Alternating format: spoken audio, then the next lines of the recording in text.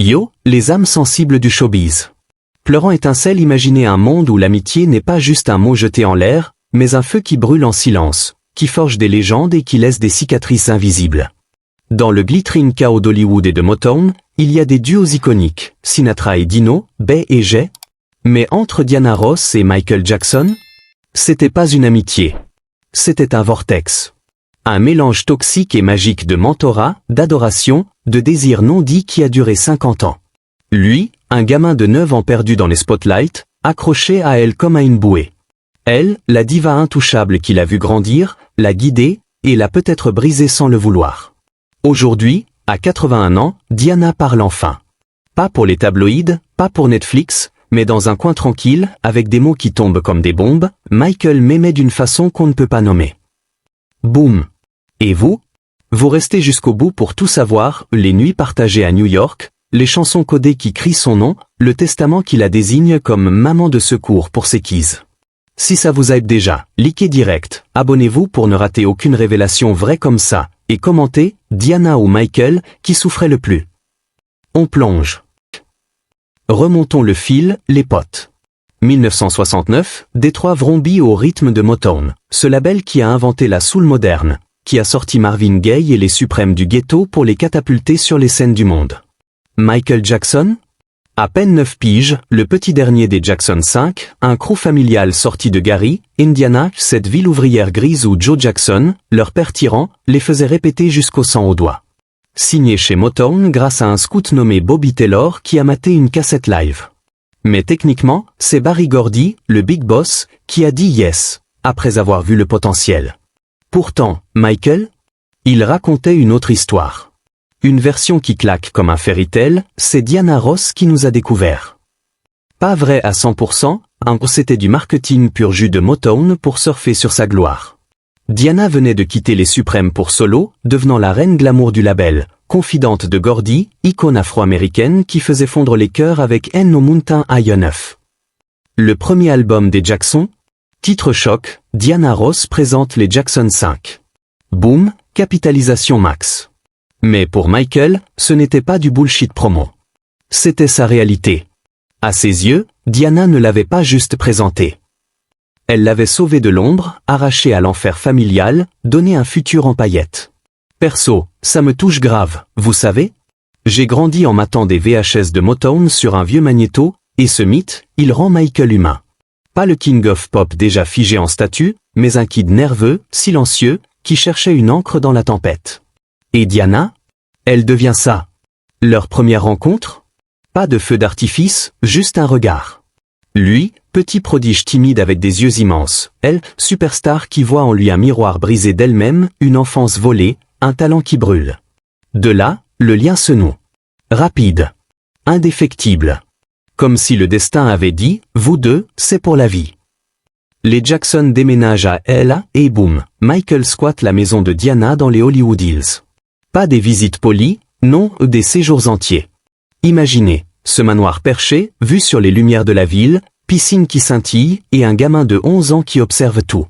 Pas juste chier. Étudier. Diana n'est pas une mentor lambda, c'est un blueprint vivant. Il mate son sens du détail maniaque. Comment elle répète un pas de danse 50 fois jusqu'à la perfection. Comment elle charme les intervieweurs avec un sourire qui désarme. Comment elle ajuste les spots sur set pour briller comme une déesse. Elle m'a appris à sourire à la caméra, dira-t-il plus tard. À owning la scène. À être une star. En 1971, Michael lance son solo, encore avec les Jackson en parallèle, mais il veut son spotlight. Sa première perf TV en solo? Pas sur un show random. Dans Diana, le prime time spécial de sa grande sœur. Il balance Got to be there avec une assurance de ouf pour un préado. Danse fluide, voix qui perce l'âme. Ce que les caméras cachent? Les heures en backroom, Diana qui le coage doucement, respire, bébé. Sens la musique. Interview de l'époque, elle le décrit comme un fils, un frère. Il m'admire tant, je veux être son exemple.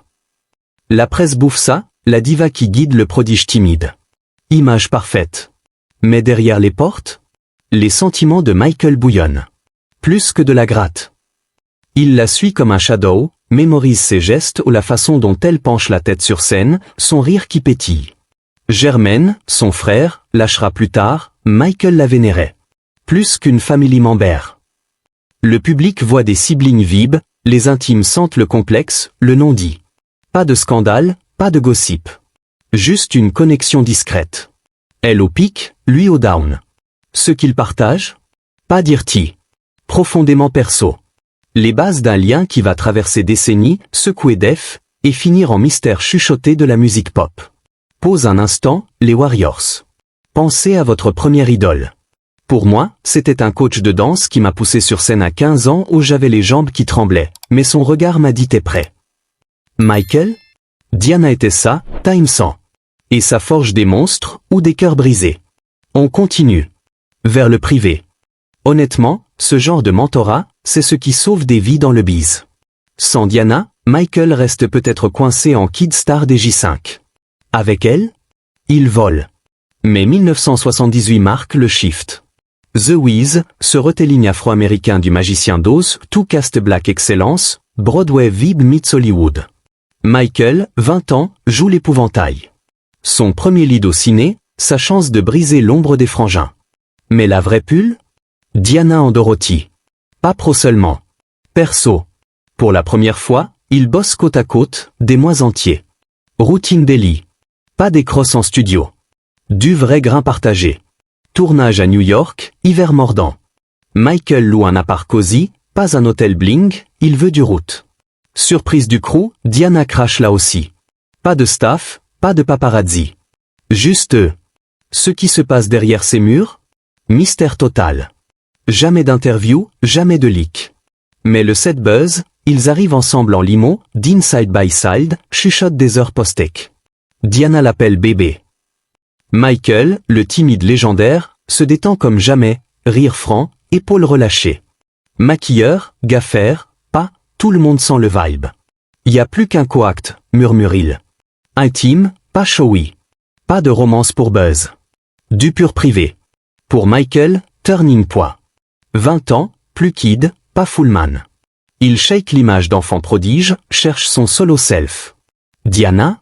Son encre. Elle a marché ce passe suprême à diva, divorce, gloire solo. Elle le gronde. Et plus, pause café deviennent jam session.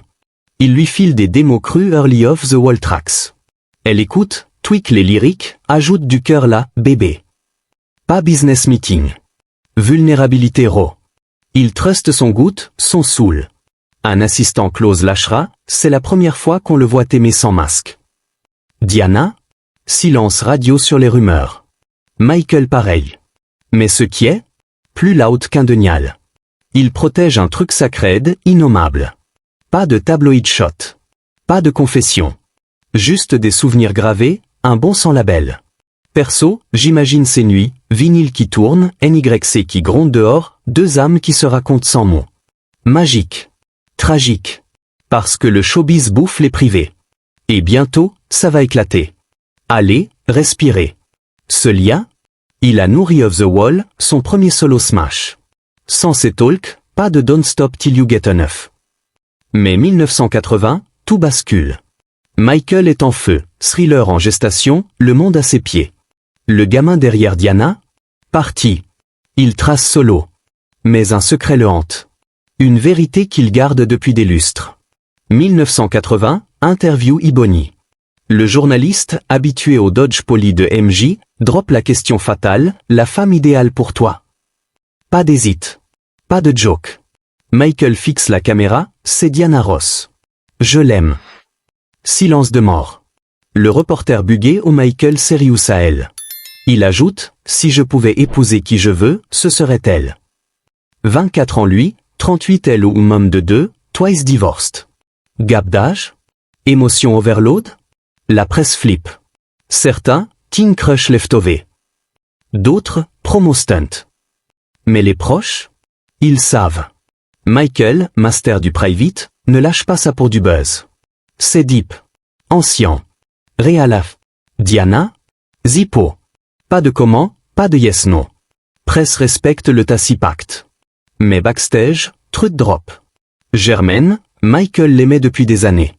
La voyait comme sa girl. Jaloux hardcore quand elle sortait avec d'autres pas cachés à la femme.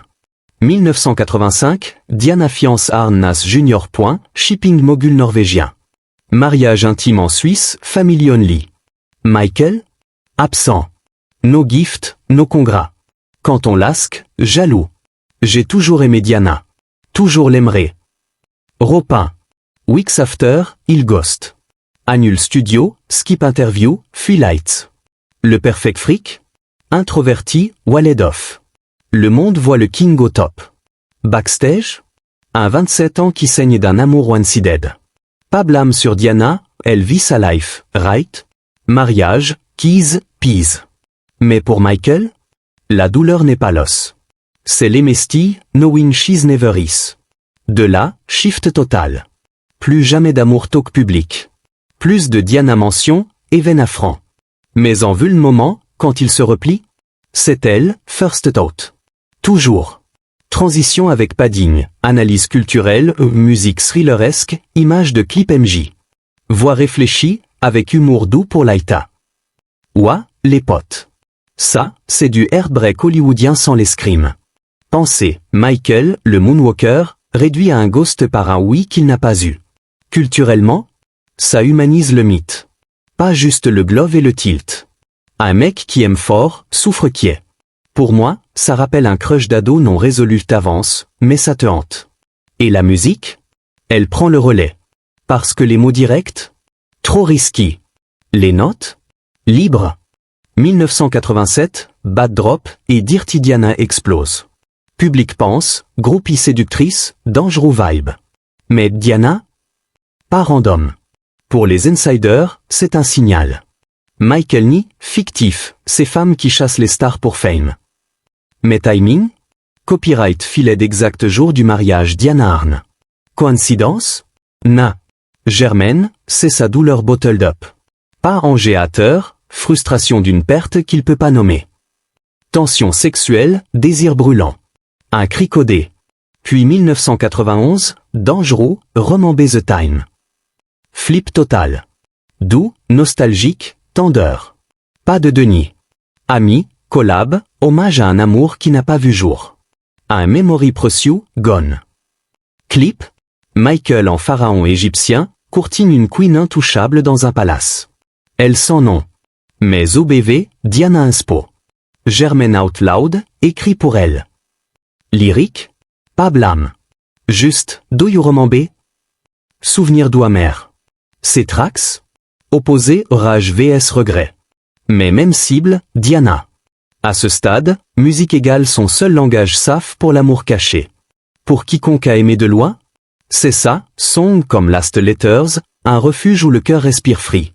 Imaginez, studio sombre, Michael qui peaufine ses lines salon, imaginant sa réponse. Pas venu. Mais le ask? Cathartique. Et nous, listenés? On vibre sans savoir full. Genius. Pause immersive, padding. Contexte perso historique. Musique chill soul, visuel Neverland Ranch. Voix contemplative. Perso, j'ai playlisté ces tracks en boucle pendant un break-up, Dirty pour la furie, Remember pour le Éal. Michael? Sa thérapie à lui. Historiquement, 80s-90s, pop en boom, mais private lives shredded by media. Lui, il code pour protéger.